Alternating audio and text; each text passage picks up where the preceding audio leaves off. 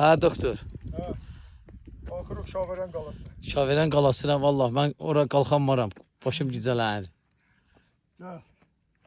Ya ola bilsin ben gelmeyeyim. Niyə? Başım gizələnir nəsə. Başın güzel. Ha. Biraz oturun. Hacıya kömək lazımdır. Ya ben başım gizələnir. Hə? Desə təzyiqim oldu. Ben Ben burada Sən necə bu baseynələri görmürsən? hardadır ki olar? Burada bir də yuxarı. Bura gelme o aşağıdan çıkmaktan rahat. Rahatdır ha. Dostu özün qorxuya salır.